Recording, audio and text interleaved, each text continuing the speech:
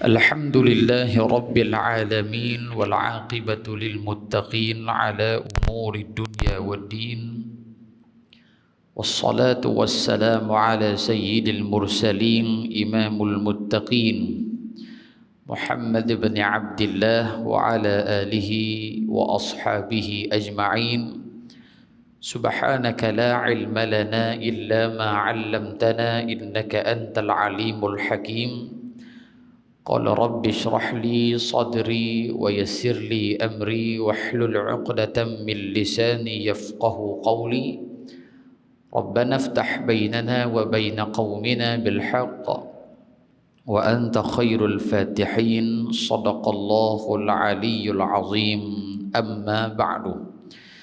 Muslimin dan muslimat, hadirin dan hadirat, bersyukur kehadrat Allah Subhanahu wa taala. Pada malam hari yang barakah ini kita dipertemukan oleh Allah meneruskan pembacaan kitab kita Asy-Syama'il Al-Muhammadiyah wa Khasa'isun Nabawiyah karangan Al-Imam Muhammad bin Isa bin Sawrah Ad-Dhahhak At-Tirmidzi rahmatullahi alaih. Sambung pada hadis yang kelima.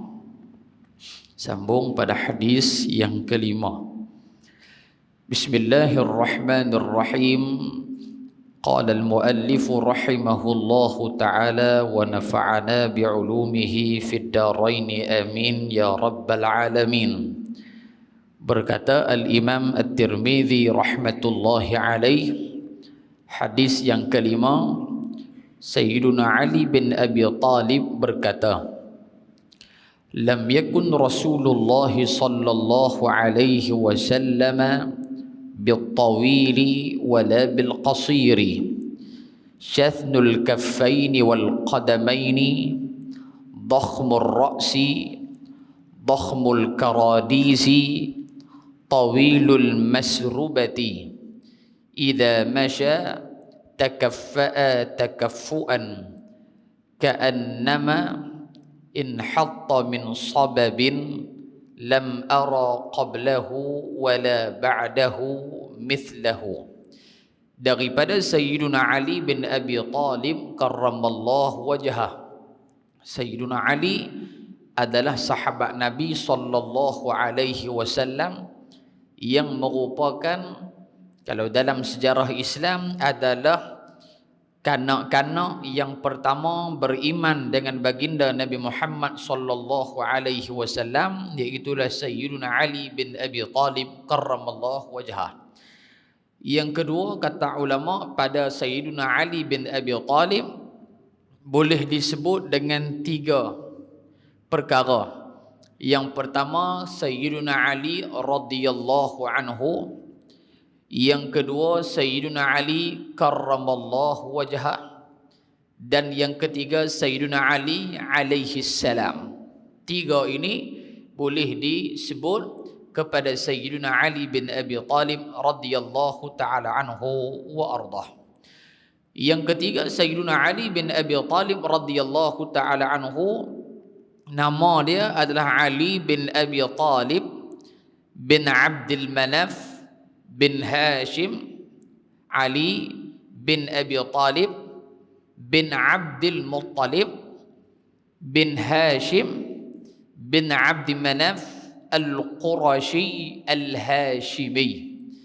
Maka Sayyiduna Ali bin Abi Talib karramallahu wajhah, dia bersangkutan dengan Nabi sallallahu alaihi wasallam, iaitulah pada belah datuk dia Nabi Muhammad bin Abdullah bin Abdul Muttalib. Muhammad bin Abdullah bin Abdul Muttalib. Ali bin Abi Talib bin Abdul Muttalib. Sangkut pada tok wan, iaitu Abdul Muttalib radhiyallahu taala anhum ajma'in. Dan Sayyiduna Ali adalah sepupu baginda sallallahu alaihi wasallam. Sepupu Nabi belah ayah, sepupu yang sangkut belah ayah Nabi sallallahu alaihi wasallam, kerana Abdullah dan Abu Talib dua beradik dan satu bapa, iaitulah Abdul Muttalib radhiyallahu taala anhum ajma'in. Sayyiduna Ali bin Abi Talib karramallahu wajhah juga diberi gelaran sebagai Al-Qurashi. Al-Qurashi maksud dia memang orang Arab purenya daripada kalangan Arab Quraisy, dan seafdal Arab adalah daripada Arab Quraisy. Dan juga diberi gelaran Al-Hashimi. Disebutkan oleh ulama ahli keluarga Nabi SAW ataupun keturunan Nabi SAW diberi gelaran sebagai Al-Hashimiyah, keluarga Hashim, yakni yang bersangkutan dengan moyang baginda Nabi kita Muhammad sallallahu alaihi wa ala alihi wa sahbihi wa baraka wasallam. Sayyiduna Ali bin Abi Talib berkahwin dengan Sayyidatuna Fatimah Az-Zahra.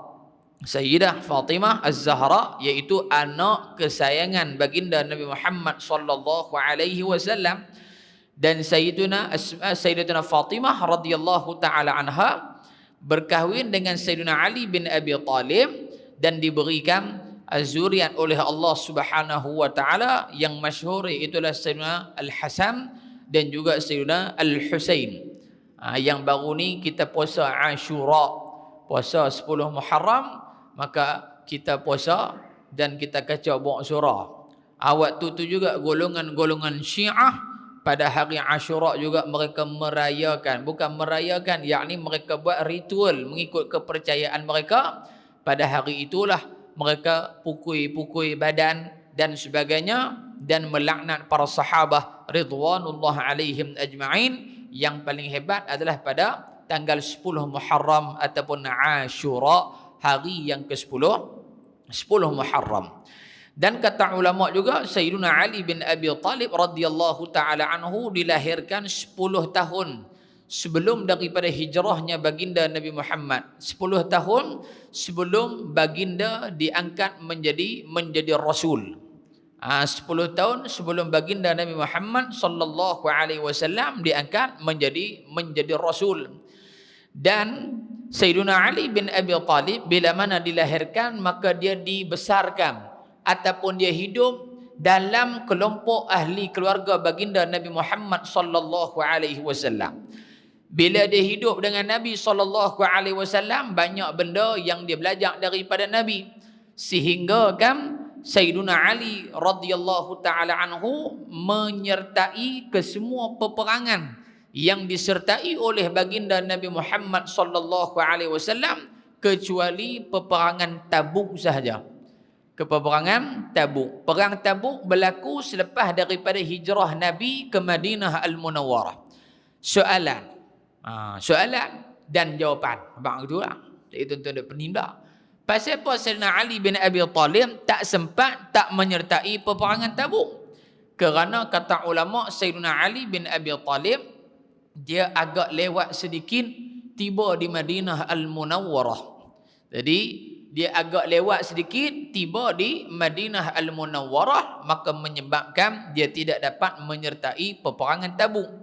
Bahkan ulama mengatakan peperangan Tabuk adalah peperangan yang paling payah dalam kehidupan Nabi sallallahu alaihi wasallam. Perang yang paling jauh tempat dan perang yang paling payah, yang paling sukar, yang paling berat ujian daripada Allah Subhanahu wa taala. Kita buka dalam Sahih Imam Muslim menyatakan tentang perjalanan para sahabah ridwanullah alaihim ajma'in dalam perjalanan menuju ke peperangan Tabuk. Di antaranya pada ketika itu para sahabat Nabi sallallahu alaihi wasallam punya perit, punya panas, punya jauh. Mereka minta kepada baginda Rasul sallallahu alaihi wasallam, ya Rasulullah, boleh tak kami nak sembelih buang unta kami ni? Makanan dah tak ada dah ni ya Rasulullah. Stok pun dah habis dah ni ya Rasulullah.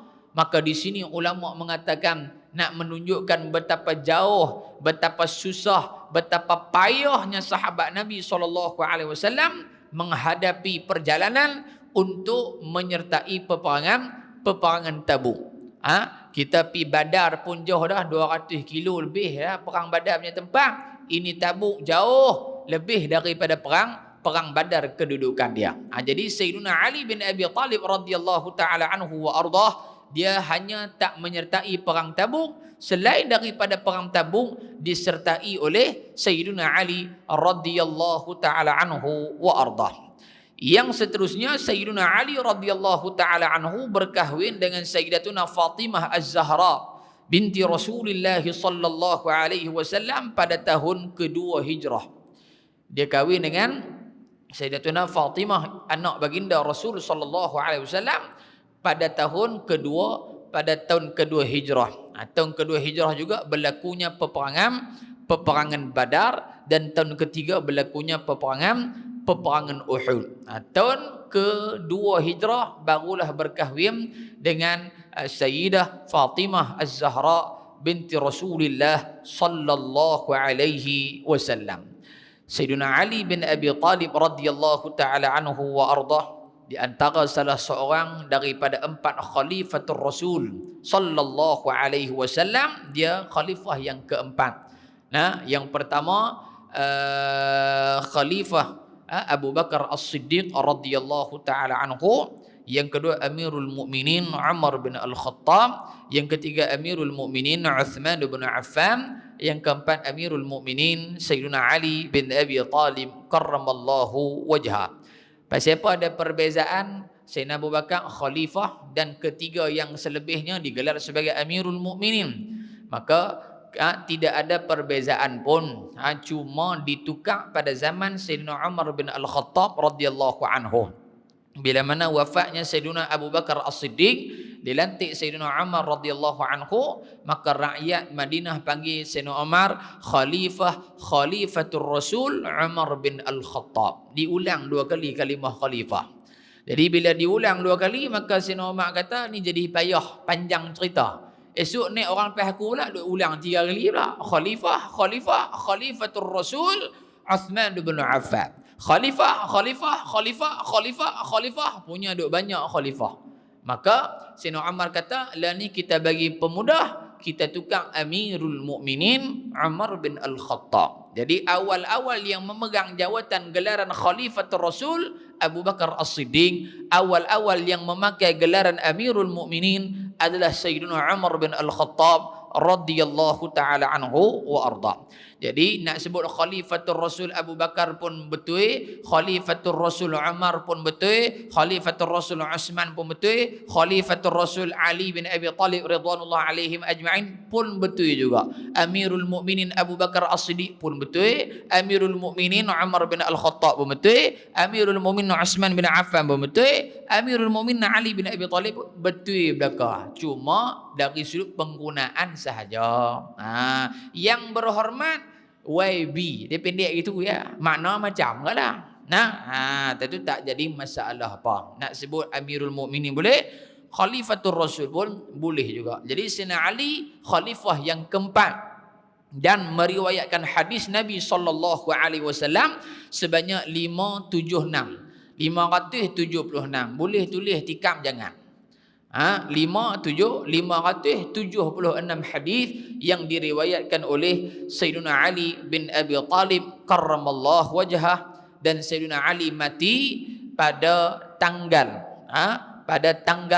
17 Ramadan. 17 Ramadan tahun ke-40 Hijrah.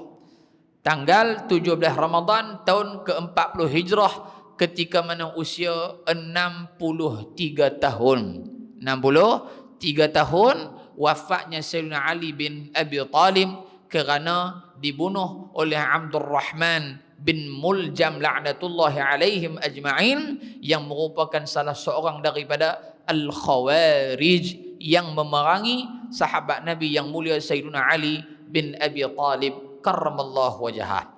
Bila mana syahid meninggal, maka yang salatkan jenazah beliau adalah anak beliau sendiri Al-Imam Al-Hasan bin Ali bin Abi Talib, iaitu Imam Hasan, abang kepada Sayyidina Husain, abang anak sulung dia daripada Sayyidatina Fatimah Az-Zahra yang menjadi imam salat jenazah Sayyidina Ali bin Abi Talib karramallahu wajhah. Itu sedikit sebanyak manaqib ataupun riwayat hidup Sayyidina Ali radhiyallahu taala anhu wa ardah. Dan kita baru sambut awal Muharram 1442 Hijrah, maka Sayyidina Ali di antara tokoh yang penting dalam peristiwa hijrah, dia yang ganti tempat tidur baginda Nabi Muhammad sallallahu alaihi wasallam. Nah, dan dia tahu kalau orang kafir Quraisy tak selok Nabi punya selimut, barangkali dia kena bunuh. Tetapi di sini nak menggambarkan bahawasanya sahabat Nabi sallallahu alaihi wasallam meyakini apa-apa sahaja yang disuruh oleh baginda Nabi sudah semestinya tidak ada mudarat, bahkan ada kebaikan di dunia dan juga di hari akhirat. Kalau dia mati pun tuan-tuan, mati syahid masuk syurga tanpa hisab, clear.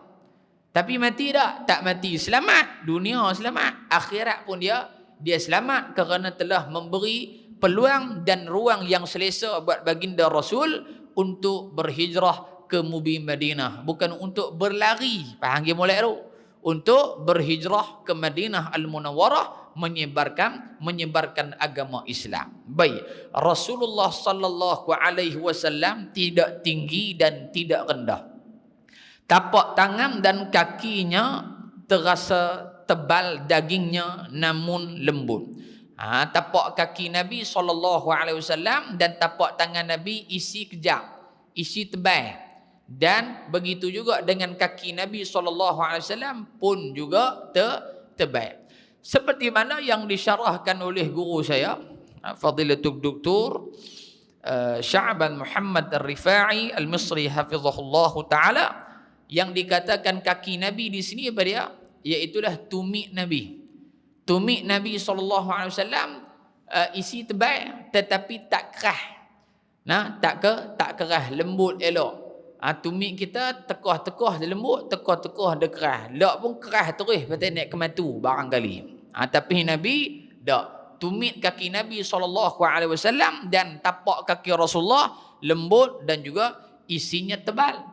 Kepalanya besar, bukan kepala besar gitu, bukan kita duk faham kepala besar macam orang pesakit, tak. Kepala besar di sini maksud dia rangka tengkorak Nabi ni besar, sesuai dengan tubuh badan Rasulullah yang gagah perkasa. Kalau badan besar, kepala halus tak nampak elok tak? Kalau kepala besar, badan budak kemetak tak cantik juga. Maka Nabi SAW, tubuh badan Nabi murabba'. Macam mana yang kita sebutkan hari itu, tubuh badan Nabi ni luas ataupun rangkanya besar. Tubuh badannya tegak. Bila mana badan besar, tubuh tegak, maka sesuailah kepala dia juga ikut dia punya tubuh badan dia. Tak kecil, tak besar, tetapi sesuai dengan badan baginda sallallahu alaihi wasallam. Tulang sendinya besar. Tulang sendi yang ni al-karadis. Dhakhmul karadis. Apa maksud tulang sendi yang besar? Adakah tulang Nabi ni besar nampak pelik? Tak. Maksud dhakhmul karadis, ulama kata sendi-sendi Nabi ni kuat.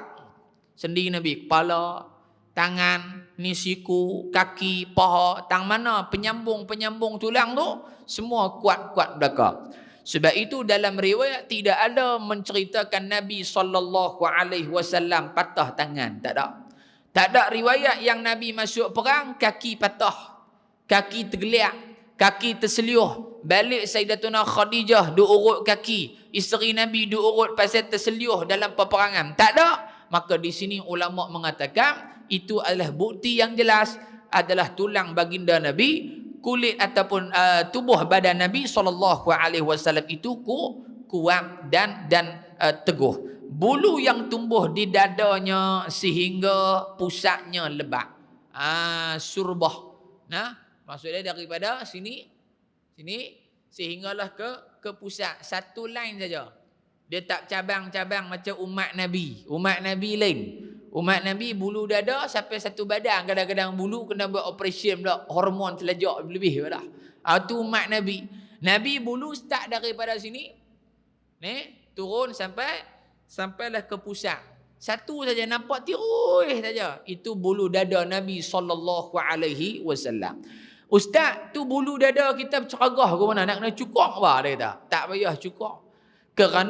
Kerana ini adalah ciptaan anugerah daripada Allah Subhanahu wa taala. Sebab itu ada benda yang ada pada Nabi kita boleh ikut dan ada benda pada Nabi kita tak boleh ikut. Faham tak? kalau tapak kaki kita isi kurang, tapak kaki Nabi isi banyak, takkan nak pergi pelekah tapak kaki bini kita, tepek main kat kaki kita. Pasal apa? Ni sunnah tapak kaki Nabi. Lagu tu boleh makan kaki bini lah cerita dia. Tak ada apa lagi bini buh kaki dulu. Pasal apa? Abang kurang cerdik namanya. Ada benda hak boleh ikut, ada benda yang tak boleh ikut. Bahkan haram kita ikut. Nak menikah lebih daripada 4. Dubat telajak warak pula. Nikah apa haji? Sebelah. Kemah. Sebelah. Sah tak? Tak sah. Hak lebih tak sah. Hak 4 tu yang sah. Hak lebihnya tidak sah. Kerana apa? Tak boleh ikut. Ada benda yang boleh, ada benda yang haram kita ikut. Bahkan tak sah, dosa pula. Gitu. Baik.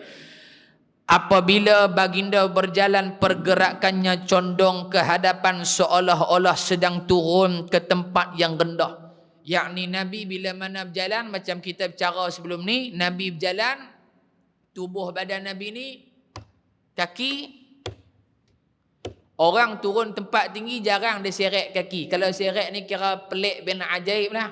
Menyalahi cara pergerakan manusia biasa. Jadi bila mana dia turun, kita akan menapak. Begitulah cara menapaknya kaki Nabi ketika berjalan. Jalan biasa ni, bukan waktu turun. Sahabat kata Nabi berjalan biasa pun macam turun bukit. Makna kata Nabi berjalan ni penuh wibawa. Nabi tak jalan duk serok-serap, itu bukan dia. Adakah berjalan serok-serap tu berdosa? Tak berdosa. Tetapi Nabi nak ajak kita jalan yang paling baik, jalan yang paling cantik, jalan yang paling elok orang tengok bila mana kamu berjalan menapak. Di sini Nabi SAW cerita cara berjalan. Bila kita berjalan lagu tu tuan-tuan, pandangan orang tengok kita berontak dah. Hak jenis ni jenis menyegan. Jalan sok-siap ni menyegan. Kalau dia berjalan kemah tak. Dia ni jenis buat kerja laju, dia ni jenis kemah, dia ni jenis tak boleh tengok kurang sikit, dia kira nak perfect. Orang boleh baca dah. Sebab tu ada orang yang pakar, dia kena pi Dia kena pi satu tempat yang mana tempat ni perunding image kan tentang apa tak tahulah. Kalau pakai baju lipat setengah ni, apa makna dia? Tu macam Datuk Ismail Sabri apa tu. Dia duk habaq kata hari ni kes COVID segala bla bla bla bla tu. Dia pakai tu bukan dia pakai saja lah. Orang kata kek batik lah. Lantak bila kek apa pun. Tapi hak dia pakai tu tuan-tuan, perunding imej dia tak tahu dah. Dia nak habaq hak ni benda yang biasa-biasa ke? Benda yang kena bagi perhatian ke? Benda yang macam mana? Maka pakaiannya itu juga mempengaruhi diri dia tu sendiri. Begitulah Nabi kita Muhammad sallallahu alaihi wasallam. Jadi Nabi ni perunding imej lama dah. Cuma nama ilmu perunding imej tu tak ada yang zaman Nabi sallallahu alaihi wasallam. Tidak pernah aku lihat orang yang setanding dengan baginda, sama ada sebelum baginda wafat maupun selepas baginda meninggal dunia. Dalam hadis ini ulama mengatakan faedah daripada hadis yang kelima ni pada ulama mengatakan banyaknya riwayat sahabat yang membicarakan tentang keindahan baginda sallallahu alaihi wasallam. Yang sebelum ni Al-Bara' bin Azib pun cerita benda hak sama. Malam ni Sayyidina Ali radhiyallahu anhu pun cerita hak sama. Bila mana sahabat ni cerita pasal keindahan Nabi, sahabat ni cerita pasal keindahan Nabi, itu jelas menunjukkan sahabat sangat mementingkan baginda Rasul di dalam kehidupan mereka. Satu. Yang kedua, sahabat sangat-sangat mengambil berat dan menjadikan apa-apa yang ada pada diri Nabi sebagai apa? Sebagai idola dalam kehidupan mereka. Nabi jalan macam mana? Nabi duduk macam mana? Nabi kaki Nabi macam mana? Semua benda-benda tu sahabat tengok. Kita dah bini duduk belek kaki dah. Tak ada kerja dia dah. Kaki pun makan cekam, tak ada pasal aku nak pergi belek kaki Pak Hang dia dah. Contohlah. Ada bini kita duduk pergi belek, main nak tengok tengkok bang ni lagu mana okey tak? Kita pula duk kata, ni Mak Hang ni 3 kali Jumaat nampak gaya ni boleh dah kot ni. 3 kali Jumaat jalan sungguh kawan tu. Pasal apa? Pasal tidak ada orang yang mencintai seperti mana sahabat mencintai Nabi sallallahu alaihi wasallam. Baik. Dan yang ketiga kata ulama di sini juga nak menunjukkan bahawasanya Sayyiduna Ali nak memperakui bahawasanya tidak ada manusia yang lebih indah, yang lebih sempurna atas muka bumi sehinggalah hari kiamat, melainkan kesemua kesempurnaan itu adanya kepada baginda Nabi Muhammad sallallahu alaihi wa ala alihi wa sahbihi wa baraka wasallam. Hadis yang keenam, laporannya sama seperti di atas, maknanya lebih kurang sama juga. Hadis yang ketujuh, Ali bin Abi Talib radhiyallahu anhu bercerita mengenai sifat Rasulullah sallallahu alaihi wasallam. Lam yakun Rasulullah sallallahu alaihi wasallam bil tawili al-mummaghiti wala bil qasiri al-mutaraddidi wa kana rab'atan min al-qaumi wa lam yakun bil ja'd al-qatati wala bis sabiti kana ja'dan rajulan wa lam yakul bil mutahhami wala bil mukalthami wa kana fil wajhi tadwirun. Rasulullah sallallahu alaihi wasallam tidak terlalu tinggi dan juga tidak terlalu rendah. Baginda bertubuh sederhana dalam kalangan kaum dia. Yakni kalangan kaum Arab. Jadi Nabi dalam kalangan kaum Arab tak tinggi sangat, tak rendah sangat. Bentuk badan Nabi ni ideal. Kira tengah-tengah. Rambutnya tidak kerinting, bergulung dan tidak juga lurus kaku. Jadi rambut Nabi sallallahu alaihi wasallam ada tiga. Ada tiga. Yang pertama wafrah. Yang pertama wafrah, maksudnya rambut Nabi wafrah ni kalau lepas tak lebih tak sampai cuping telinga, tu dia panggil wafrah. Dia panggil wafrah. Maksudnya rambut Nabi dalam riwayat nanti kita akan jumpa, rambut Nabi ni memang dia automatik belah tengah dah.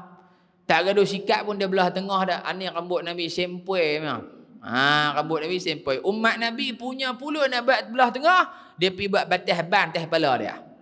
Faham tak batas ban? Dia pergi suruh siapa-siapa cukur. Dia kata hak ni baru sunnah dia kata. Tu punah ranah bukan sunnah. Ikut orang-orang yang tak beriman kepada Allah Subhanahu wa taala. Jadi wafrah rambut Nabi tak sampai cuping telinga. Satu. Dia turun pun tak lebih cuping telinga. Yang kedua, wafrah limah. Limah ni sampai cuping dan melebihi cuping. Barangkali sampai cuping telinga ataupun lebih turun. Tang ni misalnya. Lebih turun gitu. Dua. Yang ketiga dia panggil jummah. Jummah ni rambut bila mana lepas kena terus kepala bau. Tiga jenis rambut Nabi SAW pada kebiasaannya. Wafrah turun sampai pertengahan telinga. Yang kedua limah sampai cuping ataupun lebih pada cuping. Yang ketiga jummah sampai atas kepala bau. Dan Nabi SAW ada satu lagi rambut yang jarang-jarang Nabi buat, iaitu dia botak terus. Botak bila ketika mana melaksanakan umrah ataupun haji sahaja. Sebab tu sunat bagi orang lelaki. Dalam kitab Al-Idah fi Manasikil Haji wal Umrah karangan Al-Imam An-Nawawi rahimahullahu taala, sunat yang dituntut bagi orang lelaki supaya dia botakkan kepala dia. Kerana dalam satu riwayat menyatakan bahawasanya Nabi mendoakan untuk orang yang botakkan rambut dia ketika mana haji ataupun umrah sebanyak 3 kali. Nabi diulang doa kebaikan untuk dia. Adapun kawan yang tak botakkan rambut, Nabi doa sekali saja. Maknanya apa? Isyarat Nabi nak beritahu afdalnya kepala kamu botak bagi orang lelaki. Sebab apa?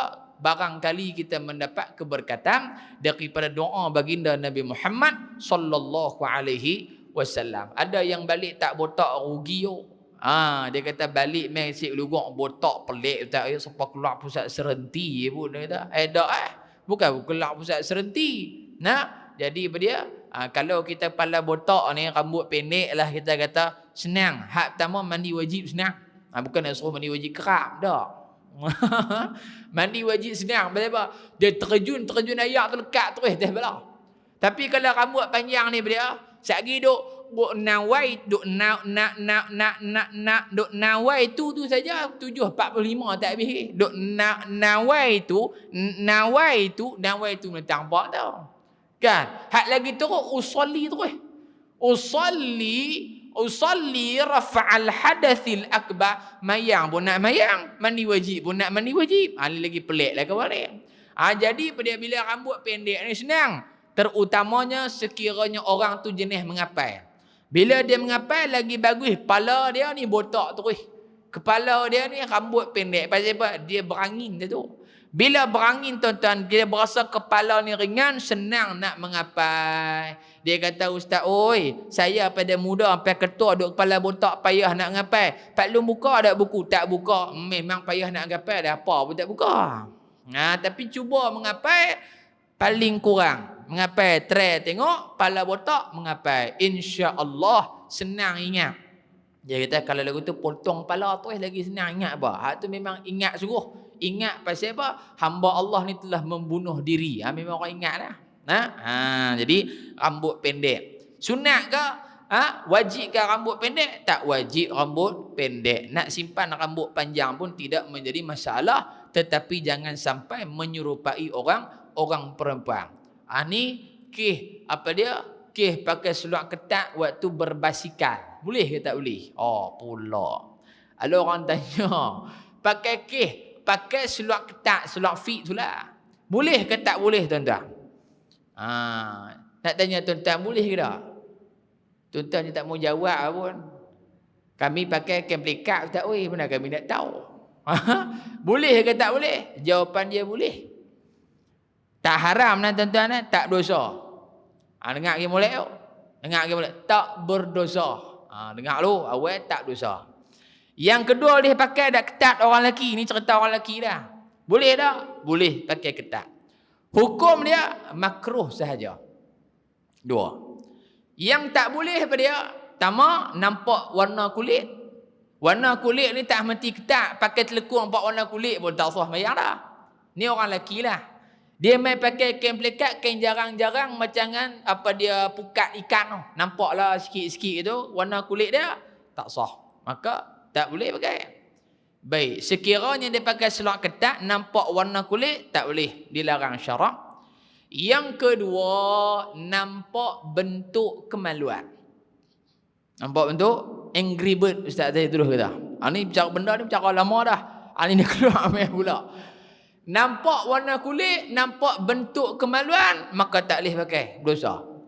Tetapi sekiranya tidak ada dua benda tadi, maka dibenarkan pakai. Seeloknya selalu orang pakai seluar fit, lepas tu dia pakai seluar pendek kot luar. Tak apalah, dia punya bahagian kemaluan dan sebagainya tu tertutup.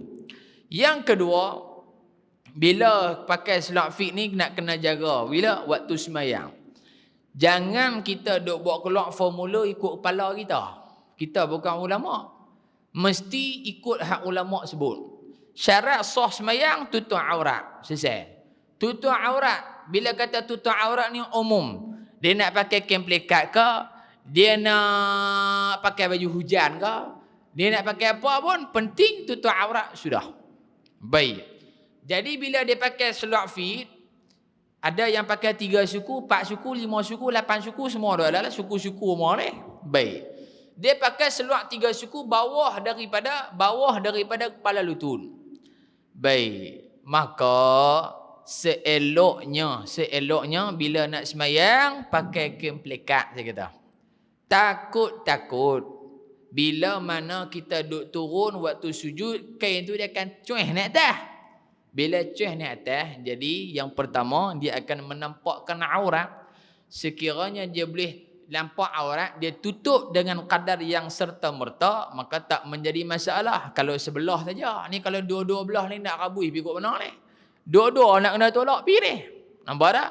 Maka kita sarankan nak pakai seluar fit biar lebih labuh sikit sampai ke betih kita kata. Sampai ke betih. Baik, orang perempuan boleh tak pakai? Orang perempuan tak boleh pakai. Nampak bentuk badan, maka hukum dia tidak boleh. Azan lu kan? Tak boleh. Jadi maklum nak kayuh gerek apa pun pakai telekung lepas ni. Pakai telekung insya-Allah orang tak tengok. Jadi kita bagi laluan azan dulu.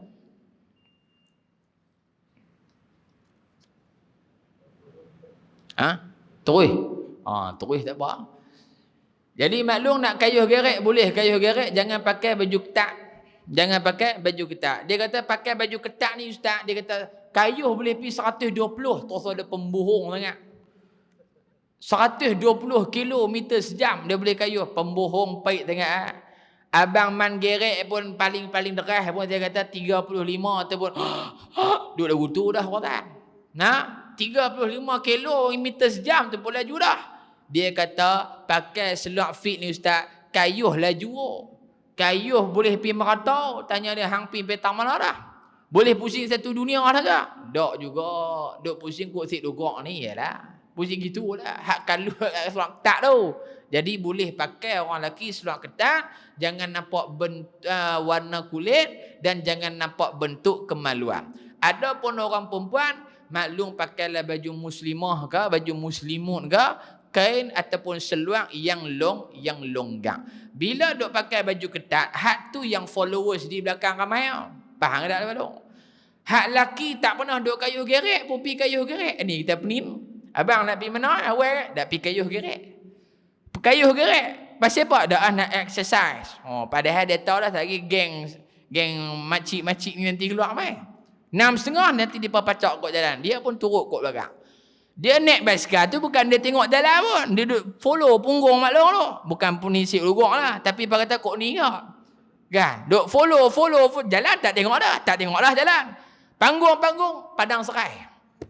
Panggung, duduk padang serai dah. Pasal apa? Duduk khusyuk, tawaduk, duduk tengok hak belakang tu. Kena pula hak depan tu pula. Pakai pula hak ketat anak dara ke, badan sedap sikit ke. Allah. Turut batu pahat pun tak apa. Johor tu. Pasal apa? Ni jenis-jenis lahu ni. Maka sebab itu kena jaga. Nak kayuh lah. Nak kayuh apa pun tak apa. Nak bawa mesin padi pun tak apa. Tak jadi masalah apa. Yang penting tutup aurat. Jadi kalau siapa yang mengatakan pakai sulak fit orang lelaki tu berdosa, maka tu kurang tepat. Tak pernah kena. Oi menyesal habis hak duk kayuh gerek tau. Tak boleh tuan-tuan. Jadi kena rujuk kepada ahlinya. Jadi kita pun sampai daripada hak guru-guru kita habaq, bukan kita buat palatau. Jadi bila buat palatau dia jadi masalah. Baik tuan-tuan.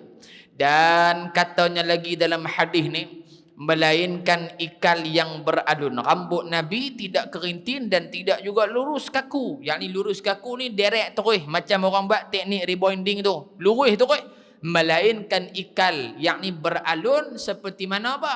Kita kata macam ombak laut, ayak laut tu, dia beralun. Begitulah hal keadaan rambut Nabi kita Muhammad sallallahu alaihi wasallam. Badannya tidak gemuk, bentuk wajahnya tidak bulat, tetapi bujur telur. Abyadu mashrabun ad'ajul ainaini ahdabul ashfari jalilul musyashi wal katadi ajradu dhu masrubatin syathnul kaffaini wal qadamaini. Kulitnya putih kemerah-merahan. Kita sebut dah, Nabi bukan putih macam orang berpenyakit. Matanya hitam pekat, yakni mata dalam, bukan mata putih. Putih tetap putih lah. Mata dalam Nabi ni hitam pekat. Hitam pekat. Dan bulu matanya lentik. Bulu mata Nabi ni lentik naik ke atas. Nabi tak pakai maskara, tuan-tuan. Memang sedia kala Allah Ta'ala buat lagu tu dah. Tulang sendinya gagah, bahunya bidang, badannya bersih daripada bulu dan rambut. Maknanya badan Nabi ni tak ada bulu. Tadi kata ada bulu, ni tak ada bulu pula. Melainkan bulu dada hak satu line tu saja. Selain daripada tu tak ada bulu. Bulu tang ni ke, tang belah belakang ke, tak ada. Tapi ada orang yang jenis hormon dia aktif, dia bulu satu badan. Kira bini kali depan belakang tak tahu hak mana depan mana belakang. Pasal depan belakang sama ya bulu dia. Ada yang macam tu. Baik. Dan tetapi beliau mempunyai bulu yang lebat yang memanjang dari dada sampai ke pusat. Surbah tu lah. telapak tangan dan kakinya terasa tebal dan lembut. Idza masya taqalla'a ka'annama yamshi fi sababin wa idza iltafata ma'an baina katifaihi khatamun nubuwati wa huwa khatamun nabiyyina ajwadun nasi sadra wa asdaqun nasi lahjatan wa alyanuhum arikatan wa akramuhum ishratan man ra'ahu badihatan habatu wa man khalatahu ma'rifatan ahabbahu yaqulu na'ituhu lam ara qablahu wala ba'dahu mithlahu sallallahu alaihi wasallam.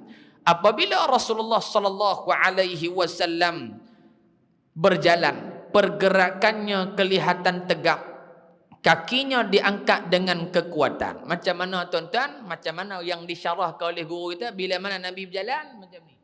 Nabi berjalan steady, Nabi tak jalan tu. Ali sakit kaki. Nabi akan berjalan, bila berjalan Nabi akan berjalan. Jalan Nabi tu menapak.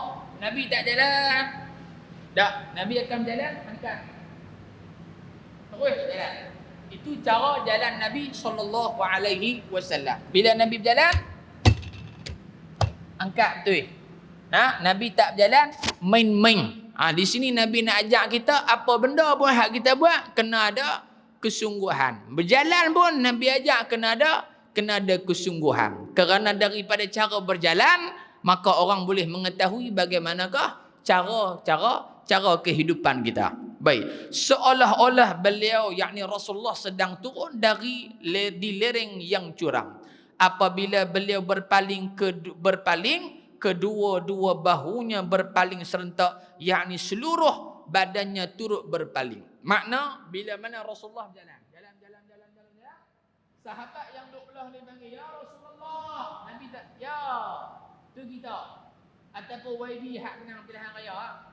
Dulu ni tak ada panggil YB lah. Contoh Afrika yang cerita. Jadi bila mana jalan Assalamualaikum YB, ya. Ni cerita menang lah. Lagu ni cerita menang lah. Nabi tak. Bila mana berjalan, ya Rasulullah, Nabi berhenti, terus berpaling. Ya, ada apa? Ada yang saya nak bantu, ini Nabi SAW. Duduk tepi. Kalau ke sana, sama juga. Kalau ke depan, lagi telah lah. Belakang, ya Rasulullah. Ya, ada apa? Boleh saya bantu? Ini Nabi. Tapi kalau umat Nabi, jarang-jarang. Kalau belakang, nak kali terus. Ya, ada apa? Tak apa, nanti jumpa leh. Belah terus pergi gitu ya. Maka apa? Ini tak ada adab. Faham tak? Ini tak ada. Jadi pemimpin dia kena tengok ni ya. Dia kalau dia kira manifesto ya.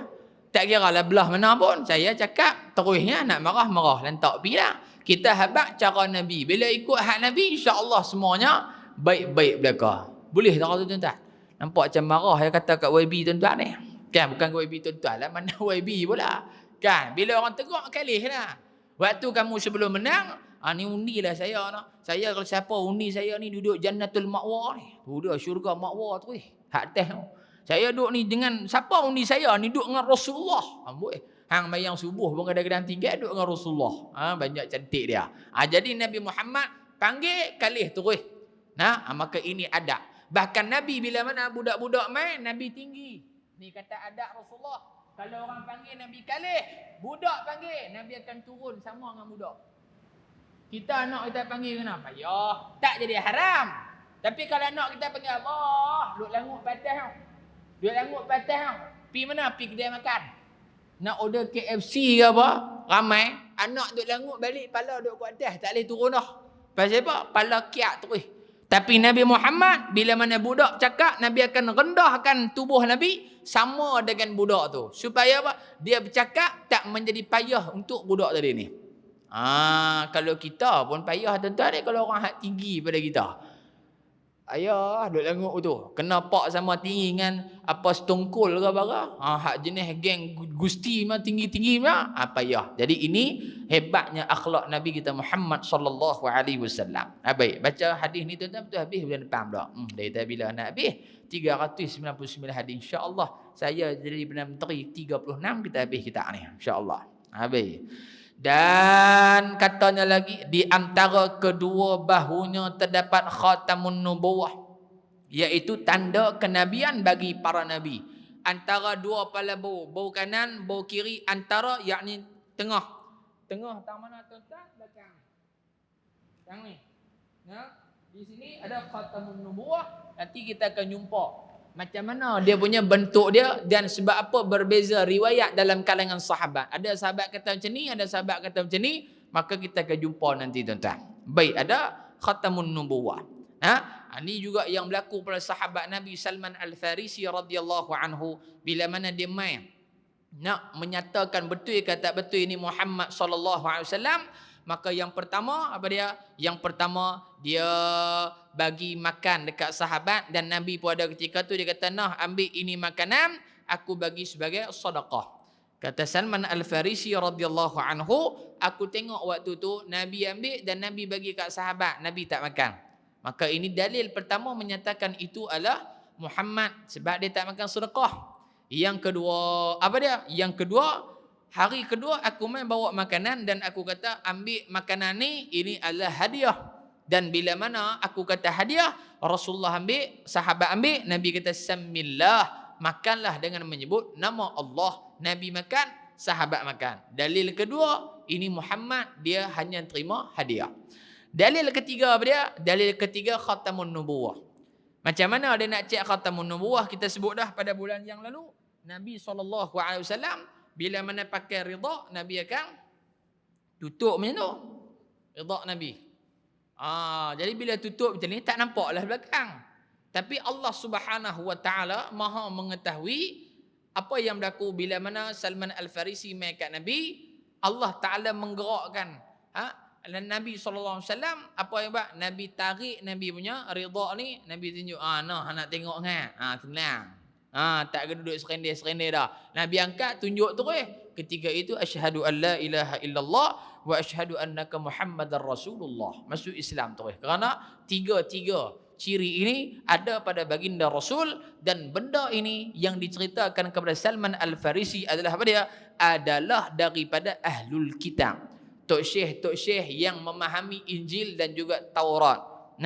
Injil dan juga Taurat dan juga Injil. Nasrani, Yahudi dulu maka mereka ini mengetahui tentang kerasulan Nabi Muhammad sallallahu alaihi wasallam. Maka sebab tu dalam ayat Quran Allah Taala menyatakan dalil yang mana ahlul kitab ini mengenali Nabi Muhammad tapi depa tak mau juga beriman kepada Nabi Muhammad.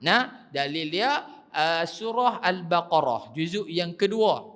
Allah Ta'ala kata alladzina atainahumul kitaba ya'rifunahu kama ya'rifuna abna'ahum wa inna fariqam minhum la yaktumuna al-haqqa wa hum ya'lamun. Dan mereka-mereka yang kami berikan Alkitab. Alkitab maksud apa? Yang kami berikan peringatan Taurat dan juga Injil. Maksud Alkitab, ahlul kitab di sini siapa dia? Kata ulama tafsir daripada kalangan Yahudi dan juga Nasrani, maka mereka ini termasuk dalam ahlul kitab. Ya'rifunahu, mengenali Muhammad sallallahu alaihi wasallam kama ya'rifuna abna'ahum, seperti mana mereka kenal anak-anak mereka, bahkan lebih daripada tu. Dia boleh habaklah kat Salman Al-Farisi, Muhammad ni macam ni, Muhammad ni dia tak makan hak ni, belakang Muhammad ni ada hak ni. Sedangkan depa pun tak nak jumpa Nabi Muhammad. Daripada mana berita tu depa dapat? Daripada Taurat dan juga daripada Injil yang Allah Subhanahu Wa Taala turunkan kepada para nabi sebelum daripada Nabi kita Muhammad sallallahu alaihi wasallam. Maka dalam ayat yang lain juga Allah Ta'ala menyatakan wala tahsabannal ladzina yabkhaluna bima ataahumullahu min fadlihi huwa khairul lahum bal huwa khairal lahum bal huwa syarrul lahum sayutawwaquna ma bakhilu bihi yaumal qiyamah walillahi mirathus samawati wal ard wallahu khabirum bima ta'malun. Allah Ta'ala kata, wahai orang beriman, jangan kamu menyangka mereka-mereka yang kami berikan kelebihan. Kami berikan kelebihan. Dengan kelebihan itulah mereka menjadi orang-orang yang bakhil, kata Allah. Baik, siapa golongan yang bakhil? Di sini ulama kata dua golongan. Yang pertama bakhil dalam ayat ni orang yang tak mau buat keluar zakat. Yang kedua bakhil di sini siapa dia? Iaitulah orang yang mempunyai ilmu pengetahuan tetapi dia rahsiakan, tak cerita pada orang. Baik. Dan di dalam ayat ini juga kata Ibnu Abbas radhiyallahu taala anhu wa ardah, orang yang bakhil di dalam ayat ini siapa dia? Iaitulah ahlul kitab. Yakni ahlul kitab yang faham Taurat, yang faham Injil, yang tahu isi kandungan Taurat, yang tahu isi kandungan Injil. Tetapi mereka dinyatakan dalam ayat ni kata Ibnu Abbas radhiyallahu anhu golongan yang bakhil. Kerana kata beliau mereka mengenali Nabi Muhammad tapi tak cerita pada kaum mereka. Mereka kenal Nabi Muhammad, mereka tak habaq benda hak betul kepada kaum mereka. Kerana mereka takut sekiranya kita bagi tahu Muhammad ini adalah Rasul yang meneruskan dakwah Nabi-Nabi kita ni, Nabi Isa, Nabi Musa apa semua ni, nescaya kaum kita tidak akan mengikuti lagi apa yang padri kita. Tak akan ikut lagi apa hak padri yang pok, yang father duk kata ni.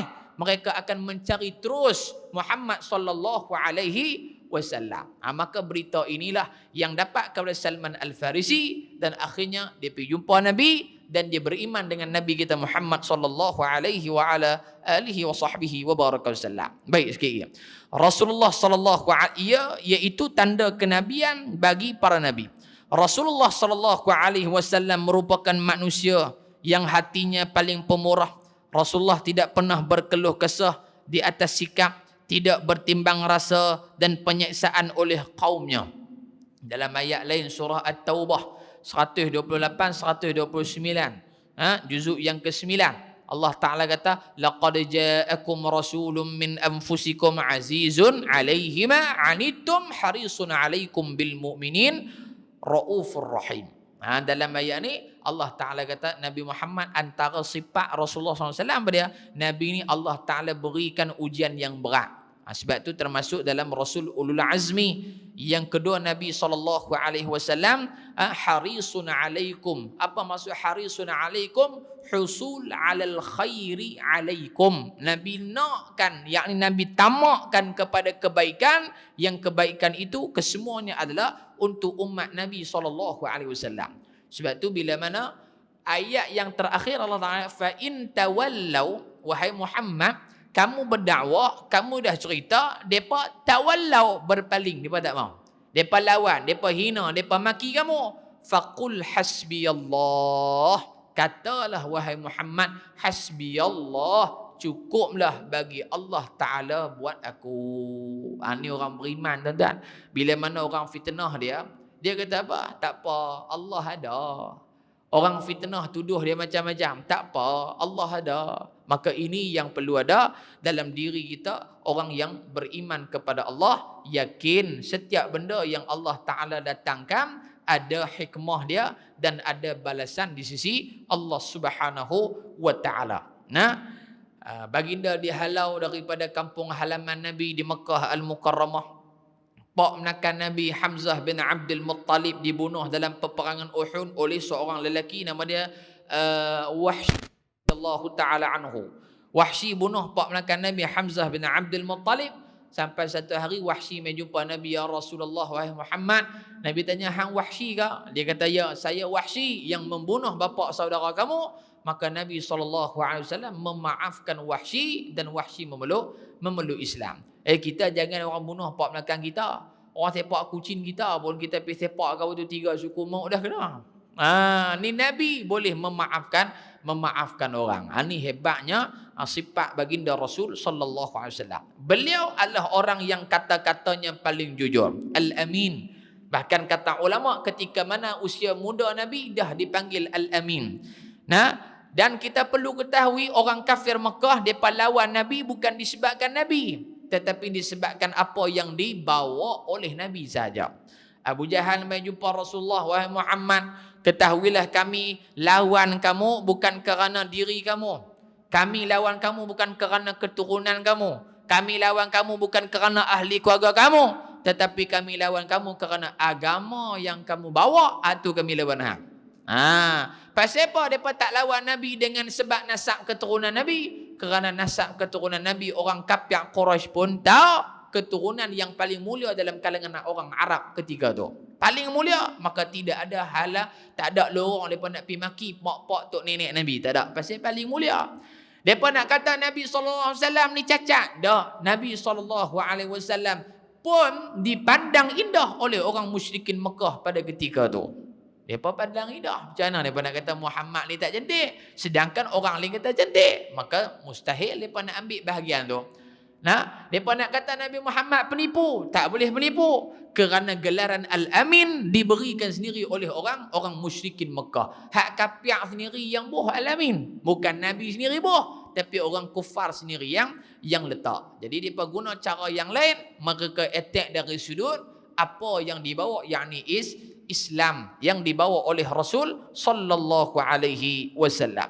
Manusia yang perangainya paling lembut. Lembut pada waktu-waktunya lah. Waktu perang tak lembut lah tuan-tuan. Perang lah. Waktu perang pun buat lembut juga. Letih banyak lah. Waktu perang lah. Waktu lembut terutamanya dengan budak-budak, dengan kanak-kanak dan dengan isteri ahli keluarga Rasul sallallahu alaihi wasallam. Dalam hadis Nabi kata, aku yang paling terbaik dalam layanan ahli keluarga, yakni isteri aku. Nabi boleh dukung bini. Nabi mandi sekali dengan bini. Oh, kita payah nak mandi dengan bini. Oh, tak dan Ustaz. Oh, dia kata tak dan. Tak dan sedia. Bukan tak dan sedia, dan. Tapi bini tak mau mandi dengan kita. Pada muka. Tak. Nabi apa? Lemah lembut Nabi SAW. Nabi layan Sayyidatuna Khadijah radhiyallahu anha. Nabi layan Sayyidatuna Aisyah radhiyallahu anha lembut. Ketika mana Aisyah datang haid mai bulan, Nabi tolong suap bagi kepada Aisyah radhiyallahu anha. Nabi share makanan dengan dia. Nabi gigit pada bahagian gigitan Aisyah radhiyallahu anha. Waktu tu dia haid.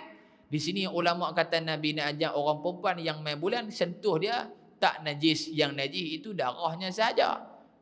Kita nak peluk dia ke, nak apa ke, maka hukum dia boleh. Yang tak boleh berjima' dan melakukan hubungan luar tabi'i sahaja. Itu baru dilarang, haram hukum dia. Lembut dengan kanak-kanak, lembut. Sehingga kan seorang sahabat Nabi, bila mana dia tengok Nabi cium satu orang budak, dia kata, ya Rasulullah, saya ni ada anak ramai sekali pun tak nak cium. Tu dia. Cium budak bawah umur lah tuan-tuan ni. Janganlah kita umur 65 pergi cium budak umur 20, hak perempuan, hak tu boleh sakit lah tu. Dia Nabi cium budak, boleh sakit lah tu. Jadi patut pada budak hak kecil-kecil noh, 2-3 tahun noh. Baik. Dan paling ramah dalam pergaulan. Nabi bercakap tuan-tuan, Nabi bercakap ikut angin orang. Nabi tak potong angin. Tak potong angin. Apa dia contoh?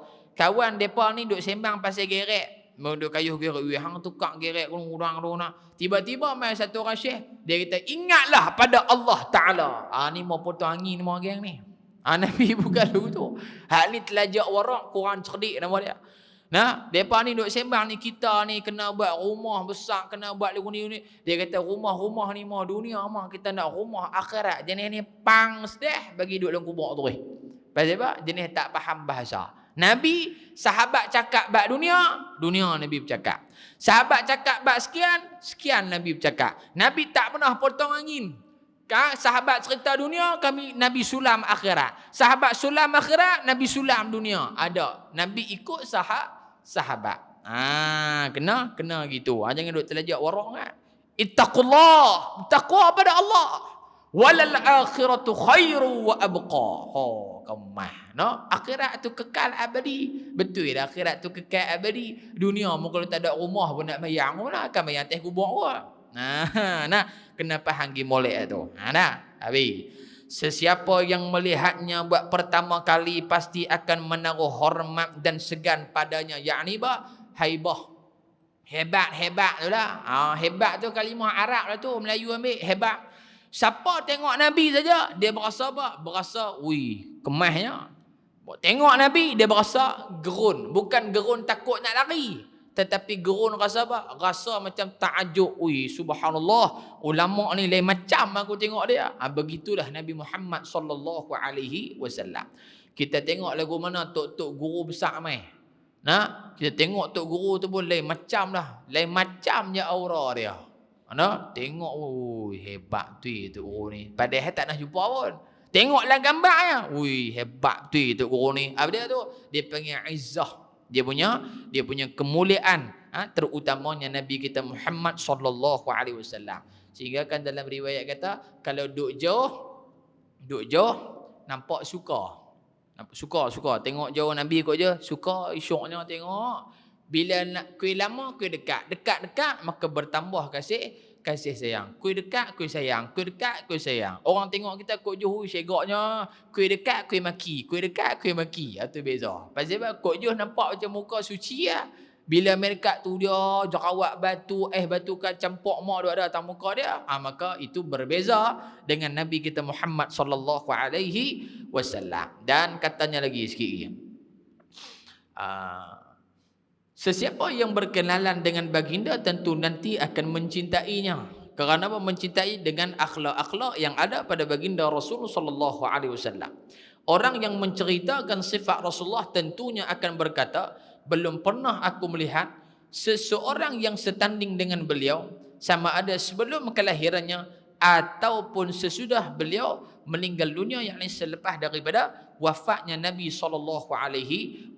Seperti yang kita sebut bulan yang lalu, kata Al-Imam Al-Qurtubi, antara tanda sempurnanya iman seseorang kepada baginda Rasul, dia beriktikad, meyakini bahawasanya tidak ada seorang pun daripada kalangan anak Adam, yakni manusia, semenjak daripada Allah cipta Nabi Adam sehinggalah hari kiamat, yang terhimpun pada dirinya semua kebaikan, kemuliaan, kesempurnaan, kecantikan, keindahan, hanya ada pada Nabi Muhammad sallallahu alaihi wasallam. Nabi Adam segak, Nabi Muhammad jauh lebih segak. Nabi Yusuf segak, Nabi Muhammad jauh lebih segak. Kerana Imam Qurtubi kata, kalau semua hak duk segak tu duk ada, Nabi Muhammad lagi segak daripada hak ada sebelum dan selepas. Jadi kita kena i'tiqad, jazam, putih 100% tidak ada manusia yang lebih mulia, lebih indah, lebih cantik berbanding Nabi kita Muhammad sallallahu alaihi wa ala alihi wa sahbihi wa baraka wasallam. Wallahu a'lam bissawab. Kita sambung pada pertemuan yang akan datang pada hadis yang ke-8 insya-Allah. Jadi di ma'had kita pun, pelajar kita pun, kita baru mula baca hari ni. Tapi baca lambatlah tuan-tuan ni, mengaji di ma'had kali baca cepat-cepat. Di masjid kita baca habis cepat dah ni tuan-tuan, kira habis cepat dah ni. Kira perkara ni tahap pakai solat fit dah ni, kalau kayu hirat ni kira laju sungguh dah. Jadi di ma'had kita cerita satu persatu kepada pelajar kita. Jadi setiap hari pelajar kita selepas asar kita akan buat rawhah. Rawhah ni pengajian santai. Antaranya kita baca kitab Syama'il Muhammadiyah daripada awal sampai khatam, diselangi dengan qasidah. Selangkan dengan qasidah. Paling kurang pelajar ni dia tak stres tuan-tuan mengaji. Dia mengaji, dia qasidah, tu dia mengaji, dia qasidah. Tempat tuan-tuan masjid ni payah nak buat qasidah. Setengah orang dia boleh terima, setengah orang tak boleh terima. Ni bid'ah masuk neraka. Pula dah duk bergaduh bid'ah tak bid'ah ni panjang cerita lah tuan-tuan ni. Orang duk pekalut, duk perang bahmak, dia duk bid'ah kunut tak kunut ni tak ada kerja punya orang. Jadi insya-Allah panjang umur kita jumpa lagi. Dan tuan-tuan, pendaftaran pelajar sekolah kita dah dibuka untuk sesi 2021. Pelajar rendah pun ada, pelajar menengah pun ada. Rendah start darjah 1 lah. Wajib duduk asrama tuan-tuan, sebulan sekali balik. Pra tahfiz pintar, insya-Allah kita akan menumpukan terutamanya hafalan Al-Quran juzuk amma dulu. Bolehlah tuan-tuan dia budak sekolah rendah hafal juzuk amma, dan alhamdulillah ada pelajar kita yang dah 3 juzuk, darjah 5 hafal 3 juzuk, jadi pak dia pun tak hafal 3 juzuk. Lam yakul ni tu pun 4 kali ulang dah, kena ketuk dengan anak dia pula pak tu pun. Dah paling kurang. Lepas pada tu dia nak mengaji mana pun ikut suka dia lah. Darjah 1 sampai darjah 6. Peringkat menengah pula lelaki dan perempuan. Lelaki saya yang atuk, dan juga perempuan kakak saya yang akan uruskan. Jadi di lelaki tempoh pengajian dia 4 tahun. 4 tahun, 3 tahun pertama dia akan khusus dalam tahfiz Al-Quran. Dia khusus penghafazan Al-Quranul Karim dalam tempoh 3 tahun. Itu kita punya jangkaan. Bergantung pada kelajuan budak tu dah. Ada budak yang 2 tahun setengah habis dah. Ada yang budak 4 tahun habis dah. Ada yang budak bertahun-tahun tak habis lagi. Ada agak jenis tu pun. Jadi purata ghalib biasa kalau sehari selai dia hantar 2 muka, 3 tahun habis dah. Sebulan dia boleh 2 juzuk. 3 sehari 1 selai, maka 3 tahun dia habis 30 juzuk insya-Allah. Nah, jadi habis 3 tahun hafazan Quran dan dia akan masuk fasa yang seterusnya, iaitu fasa talaqi kitab. Jadi talaqi kitab tu dengan saya tak lepas ke orang. Bila nak murid duduk dengan kita ni, kita tahulah kita nak kona ke mana, dan dia wajib kena habis beberapa kitab asas sebagai seorang penuntut ilmu. Di antaranya kalau ilmu tauhid, dia kena habis baca dengan saya, iaitu kitab Aqidatul Awam. Aqidatul Awam lebih kurang 56 bait syair Aqidatul Awam, dan disyarah pula oleh Syekh Umar Nawawi Al-Bintani dalam kitab Nurul Zalam. Kita akan baca dalam setahun tu beberapa kitab. Antaranya Aqidatul Awam. Yang kedua Arba'in An-Nawawiyah, hadis 40 Imam Nawawi. Ni dibaca satu persatu, bukan baca habis gitu ya. Baca satu persatu, huraian secara terperinci, satu huruf ke satu huruf. Yang ketiga sirah. Sirah antaranya kita akan baca sirah Nurul Yaqin. Ringkasan kepada sirah Nurul Yaqin. Tak tebal mana tuan-tuan ni, ringkasan saja. Tetapi kita akan muatkan dengan ulasan-ulasan para ulama. Paling kurang pelajar ni dia baca kitab kecil, tetapi maklumat yang dia dapat itu kebanyakannya luar daripada kitab. Habis 4 tahun, insya-Allah tuan-tuan, kita ada buat beberapa perancangan. Antaranya kita akan hantar pelajar ini tuan-tuan ke Tunisia. Masuk di Tunisia, di sana lebih kurang 4 tahun insya-Allah. Dan yang terbaru tuan-tuan, saya ada menghubungi seorang sahabat saya, Fadil Ustaz Amidi, anak Syekh Zainul Asri. InsyaAllah dalam minggu ni saya akan jumpa dengan dia untuk buat urusan muadalah, macam mana kita nak hantar pelajar kita ke luar negara, di antaranya ke Turki. Turki di antara tuan-tuan sistem hafalan yang cukup hebat. Hafalan Turki ni hebat sungguh tuan-tuan. Ramai arti-arti hantar anak pergi Turki. Di samping anak dara Turki tu memang tegak lah. Tapi kita kena ambil anak dara Turki tu, nak ambil hafalan Quran, kuatkan hafalan dia. Antaranya tuan-tuan, sistem hafalan Turki zaman Khilafah Uthmaniyah. Sudah ada tuan-tuan sistem dia. Sistem dia mengapai daripada belakang ke depan. Juzuk 1, ambil muka surat hak last sekali, ngapai. Juzuk 2, muka surat last sekali. Sampailah habis juzuk 30, hak last sekali dia. Qul huwallahu ahad sampai qul binnas tu. Lepas tu ulang balik, habis dah 30, ambil pula muka surat yang sebelum dia pula. Begitulah seterusnya. Ini di antara sistem yang ada di Turki yang barangkali di Malaysia tak ada, masing-masing cara. Maka ini tuan-tuan, kita nak bagi pelajar-pelajar ni bukan hanya dia menghafaz Al-Quran, tetapi ada ilmu-ilmu yang lain yang dia pelajari. Mudah-mudahan dia balik ke kampung halaman, dia tak boleh jadi mufti pun tak apalah, dia boleh bantu ahli qaryah, orang kampung dia mengenal Islam, mengenal Al-Quran. Insya-Allah tuan-tuan, kita nak ambil 40 orang saja, 40 orang saja yang nak mengaji tuan-tuan. Anak hak nak mengaji. Kita tak mau pak hak nak hak anak nak. Ada mai hantar, ustaz ni saya nak hantar anak orang. Umur apa? Umur kata satu. Saya nak bagi anak dia mengaji saya, anak saya nak mengaji sini, nak bagi dia mengaji sini. Saya tanya dia, lah ni anak yang nak ke abang yang nak? Dia kata anak saya tak apa mau ngah, tapi anak saya yang mau tak apa. Lah ni senang, abang main duduk sekolah ni, anak balik pergi duduk rumah. Dia kata tak apa lah tu ustaz, tak jadi ya. Pasal apa tuan? nak menghafal Quran kena ada pengorbanan. Mak ayah kena ada pengorbanan, tak boleh duk patahkan semangat anak-anak. Ni anak tengok ni jiran belah rumah ni tengok no. Dia ada SPM tengok, kereta besar ni. Hang duk hafal Quran tak habis-habis lagi. Jam terus. Jangan ada lagu tu tuan. Siapa yang berpegang dengan janji Allah, hang ada SPM ke, hang tak ada SPM ke, Allah dah tentu siap dah.